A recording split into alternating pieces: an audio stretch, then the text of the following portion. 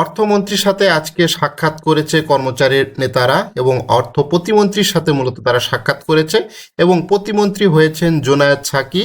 তিনি কর্মচারীদের বিভিন্ন পে স্কেলের যে দাবি আদায় হয়েছিল সেই সময়তে তিনি একাত্মতা প্রকাশ করেছিলেন, বক্তব্য রেখেছিলেন। তো তার সাথে মূলত কর্মচারী নেতারা আজকে দেখা সাক্ষাৎ করেছেন এবং অর্থ প্রতিমন্ত্রী আশ্বাস দিয়েছেন যে পে স্কেল খুব দ্রুতই হচ্ছে।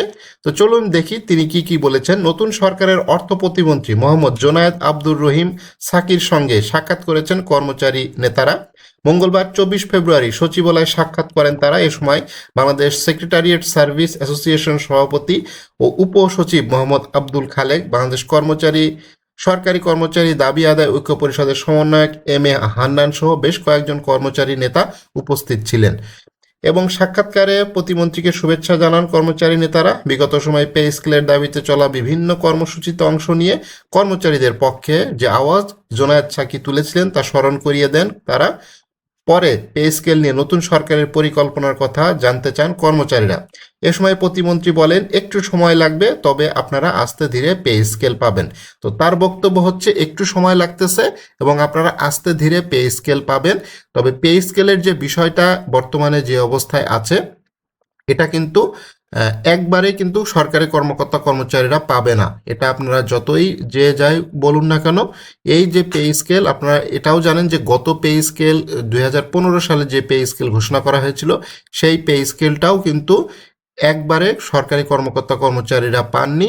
এটা ধাপে ধাপে বাস্তবায়িত হয়েছে। ঠিক এবারও নবম পে স্কেলও এই একই পথ অবলম্বন করবে, অর্থাৎ ধাপে ধাপে এই পে স্কেল বাস্তবায়ন হবে। তবে কত সময় লাগবে সেটা এখন দেখার বিষয়।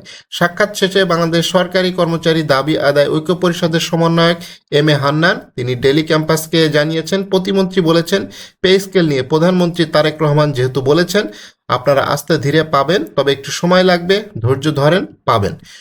তবে কতদিন সময় লাগবে তা তিনি স্পষ্ট করেননি এই প্রতিমন্ত্রী। পে স্কেল বাস্তবায়ন নিয়ে সম্প্রতি মন্ত্রিসভায় আলোচনা হয়নি বলেও মন্ত্রী কর্মচারীদের জানিয়েছেন ডেলি ক্যাম্পাসকে এক কর্মচারী নেতা।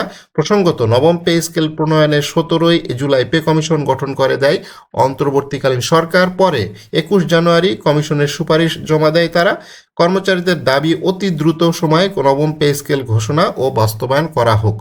তো এই বিষয়ে আসলে বর্তমানে যে বিভিন্ন মন্ত্রী পরিষদের বৈঠক হচ্ছে সেই বৈঠকে আসলে এই পে স্কেল নিয়ে কিন্তু এত আলাপ আলোচনা হচ্ছে না। এটাই স্বাভাবিক, যেহেতু নতুন সরকার এসেছে তারা তো শুধুমাত্র একটা বিষয় নিয়ে কাজ করবে না, বাংলাদেশের সকল সমস্যা তারা দেখতেছে এবং ধাপে ধাপে এই জিনিসগুলো কাজ করতেছে। তবে পে স্কেলের যে বিষয়টা আছে সেটা হচ্ছে আগামী অর্থ বছরের যে বাজেট সেই বাজেটেই মূলত, অর্থাৎ সংসদে পে স্কেল তো একটা বিল আকারে পাস হবে, এটা একটা আইন হবে, গেজেট হবে, তো সবগুলোই মূলত আলাপ আলোচনা হবে জাতীয় সংসদে। তো জাতীয় সংসদের অধিবেশন যখন বসবে তখন প্রতিমন্ত্রী, অর্থমন্ত্রী যারা আছেন তারাই মূলত এই পে স্কেলের বিষয়গুলো উপস্থাপন করবেন, আলাপ আলোচনা করবেন।